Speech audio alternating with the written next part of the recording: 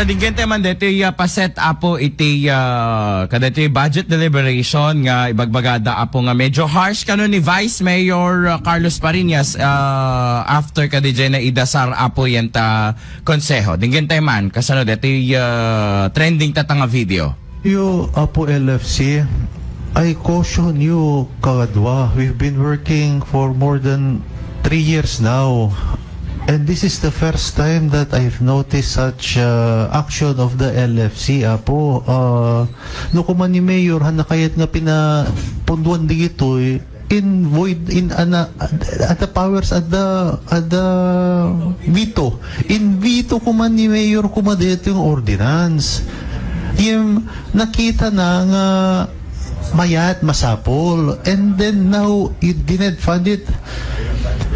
I'm sorry to say, Kagadwa, but with the recent revelations of such action of the LFC, I am condemned to return the budget of the mayor for further re-evaluation of such, because this priority ordinance that we passed didn't comply with such budget 2026 apo.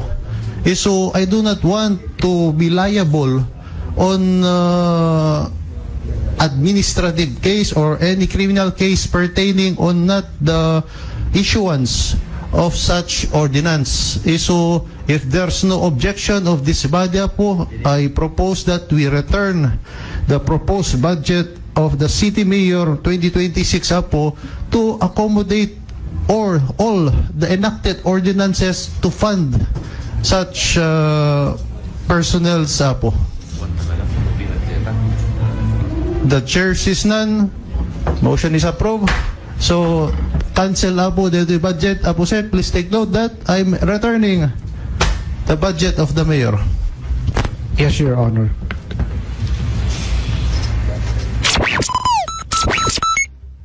Ayun, nailibag na di budget. Na ganan nga medyo nagiging personal din on the matter para kini Mayor James Brian Alcid. Para king ko na kat sa Bali DJ narikna na apo may panggep lang ka DJ nga napasamak.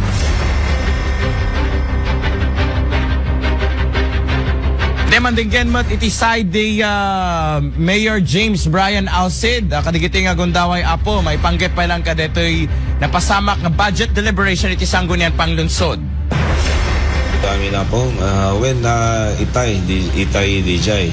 Bali DJ ngamin budget the city government of Lawag Apo takno with the knowledge of for the knowledge of many. Deta get na-compile na ornos based on the executive legislative agenda nga naangay the way back July or August. Ken naka-align iti annual investment plan or program iti city government. So the city government is already other directions and programs tayo, which is the Alisto Ascenso Progreso. So nga amin data proposed budget by all the departments get naka-align ka DJ. So DJ Apo, that's so nga na-craft data. Kita tatay nga rod na isubli kasi ada kano DJ ordinance nga naipasa iti 12 Sanggunian, which as I was part of it nga hanga na punduan. Ala na oversee iti LFC DJ nga hanga na punduan.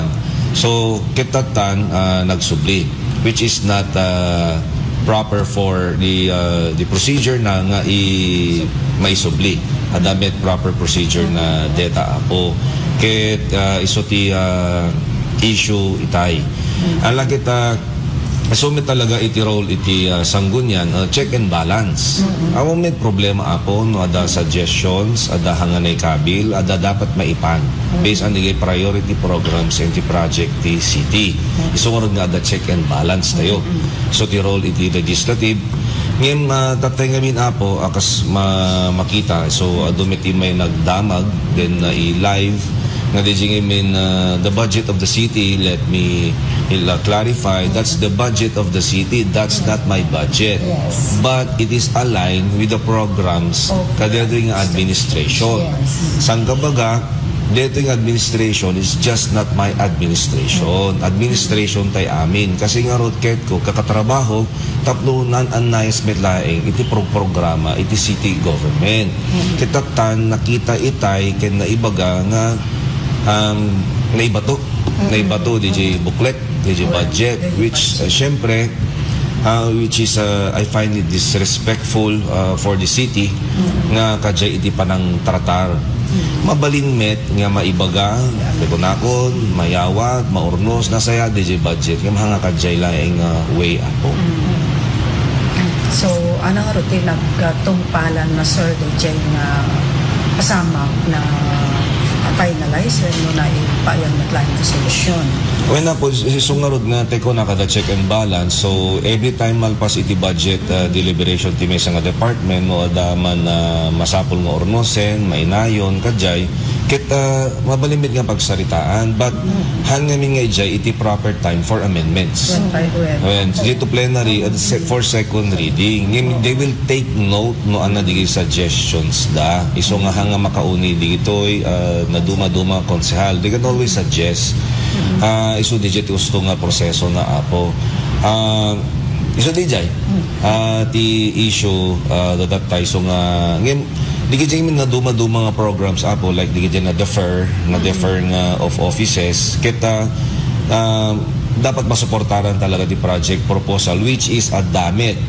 Ngem tingin min rigat na every time nga dagsubdi nga payabak nga department head after the deliberation ket they feel fear. So han ko mga kadjay iti panang tratar iti mesa nga department no the inquiries and suggestions han nga out of mapabainan or whatsoever. Syempre we should respect each and everyone aglalo nget damit internal rules and procedures tayo dita amo temet abo dati temet konsehal damit proper decorum dapat agabay te kadigit nga policies apo digiti issue it's not about DJ budget alone DJ kami ket mabalin talaga nga talaga mit role dang hanga kadjay iti panang tratar iti address present apo digiti issue. So nakita mi ket kas lang ni dumduma iti panakatratar na annual budget para 2026 no may comparar na tinak naglablabas nga subset ti sanggunyan pandungsod. So dati makita mi kasi lang very harsh iti panakatratar iti isang iti department heads ta ore dala nga makasangsangit. Uwen apo data ti report na talaga the past 20 years mi dituyen past syempre miki mano da ka mayoren apo miki 7 or 8 da ka mayoren ket never in their professional career nga kasi iti panaka tratar kadakwada. It's not the budget alone, it's more on the way you ask questions. So DJT bagada ket I do not know no apay kastoymet iti the way they treat the budget. Okay. So, yun. Sa balit labas king ko na, DJ panaka parsag, DJ nakamat nga budget.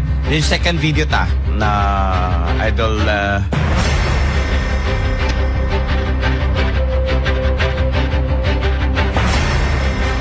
and at the same time digito'y apo kat agbalin nga lesson for us siguro nga we can talk naman kunana ni Apo Mayor in a nice way no ada kayat mong ipadanon no kas pagarigan so no agriro dinggem at apno makasursuro ka no anat imbilin katong palem at apno di ka nga maurnos amin dito just to check and balance everything digin teman in the last part kaya interview tayo with the Mayor Brian Alcid 3 years nakmet hami nga kadjay idi we always respect the presentation no the suggestions we always suggest kadjay met apo then we compromise kadjay met han nga dito kung baka mo nga personally i-attack DJ then you ask questions not related to the agenda hanga kadjay dapat apo syempre you always ask questions with regards to the budget hanga dito ada pahapyaw nga sa Bali kadjay apo so I wish nga I hope nga hanga kadjay apo sir hard hitting pa DJ i-mention na the office niyo Oo nga, incident. Ako just na my personal ano ba siya? Pura siya or mayor. I do not know apo Shakbit awamit amok nga grudges me with the legislative apo ta I always respect the legislative kay kunakon hanak med border cross iti function. As you can see apo syempre the executive office apo it supersedes amin nga tibabaek dito but never nga inabuse ko iti authority dito yung office apo. I always compromise. Ngim no medyo overlap namin iti responsibility, medyo dapat ammente laeng no anatos to. Iti procedure. Hanga puta at the power tayo, get up, i-abuse tayo, or i-maximize tayo in whatever means apo. So, kadjay ako. So, I kahit ko lang rin respeto ti different offices.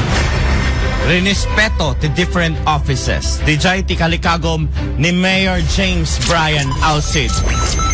Kaya nakita yo on both sides mga idol kadetoy nadakamat niya. Ni Apo Vice Mayor on the first video, I don't want to be liable on administrative case or any criminal cases on such ordinance. Kunana, at the same time, okay lang yon para kini Mayor. Kunana, no anative suggestions. Di pa nagbalsak na kasasabsabali.